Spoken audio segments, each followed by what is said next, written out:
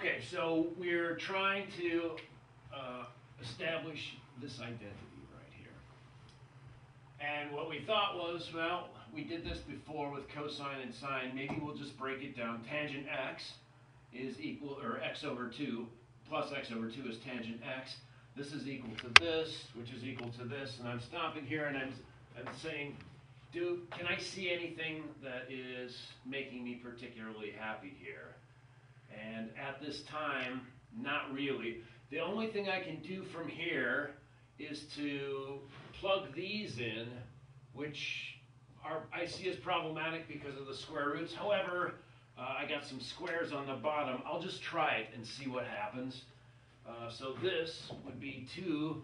We know that sine of x over 2 is equal to this. I'm going to take the positive square roots for now and forget about the plus and minus and see if I can justify it later, because I just don't want a lot of notation hanging out. So this 1 minus cosine of x over 2 times the cosine is going to be square root of 1 plus cosine x over 2. Now we're dividing on the bottom by cosine squared x over 2. Basically, I'm killing off the radical, so this is 1 plus cosine x over 2 minus sine squared, which is going to be 1 minus cosine x over 2. And what you can see is I got a bit of a mess here, but that's okay. Let's see where it goes. I'm going to have to erase this stuff and bring it back over here. And this is one of the things back in the day. We used to have classrooms that have chalkboards that went around like 2 giant walls. And when you're doing math, it really helps to have, number one, chalk is just better in a blackboard. But having space to write these equations on.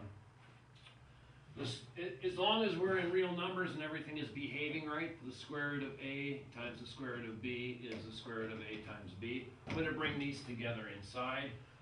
This is a minus b, a plus b, so to speak. This is going to be, the top's going to be 2 times the square root of 1 minus cosine squared x over 4. This, the 4 comes out. This is 2 times the square root of 1 minus cosine squared x divided by the square root of 4. Basically, the 2 just comes out here. This, the top part, ends up being 1 minus cosine squared x square root is, in fact, sine squared x, if we subtract cosine squared x. So now I'm feeling a little better because this bit right here is actually equal to sine x. And I know that tangent is equal to, tangent x is equal to sine x over cosine x. So now I'm going to come down here and work with this, and what am I going to do? Well, I guess we will combine fractions because we have this. We're going to distribute the negative sign. So these can both go on the same fraction because they're dividing by 2. It's going to be 1 plus cosine x minus 1 plus cosine x. It's going to be 2 cosine x over 2. So in fact, it's going to end up being cosine x. And this is equal to tangent. So what did I just do here, though? Well, I went around in a circle, right? Because what did I start with? I started with tangent x over 2 plus x over 2. I plugged in my formulas for these, because this is really sine x over 2 plus x over 2 cosine x over 2. And what happened was I came right back in a circle and I found this. So the bottom line is, it didn't do anything for me. And you may be wondering, why is this guy wasting my time? And the reason is because this is what's going to happen sometimes. You're going to, it's not always clear, even to me, what the right approach is to a problem like this. And you just have to search around, grope in the dark just a bit. So what we did do, though, was get a little better appreciation for manipulating some of these things, I think, hopefully.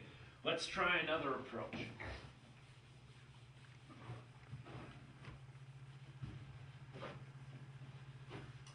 So, okay, I guess I'll leave this up here. First, I'm going to claim this, that tangent x is equal to 1 minus cosine 2x over sine 2x. So what am I going to do right away? I'm going to prove that this is true, okay? And I'm going to do that by using the double angle formula, which is really this. So this is going to be 1 minus, this is cosine x plus x. This is 1 minus parentheses cosine squared x minus sine squared x. Divided by sine 2x is 2 sine x cosine x. 1 is in fact sine squared plus cosine squared. This is going to be sine squared x, that's a terrible 2, plus cosine squared x, minus cosine squared x. Minus minus is plus sine squared x. This is going to be all over 2 sine x cosine x. Cosines cancel. What do I have? I have 2, where did I go now?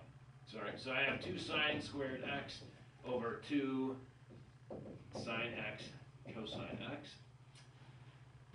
Now I'm going to cancel out the 2's, cancel out a sine, and I end up with sine x over cosine x. This is in fact tangent x.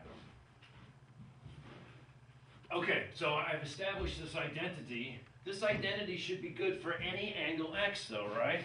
So isn't it the case then that instead of just calling it x, so this should be good, and this is a really important thing when you're manipulating things. This seems dumb, but tangent smiley face then is equal to 1 minus cosine 2 smiley face divided by sine 2 smiley face. The whole thing about math, which freaks a lot of people out, is just how general it is. Now, smiley face really isn't a number, but all I have to do is follow this form.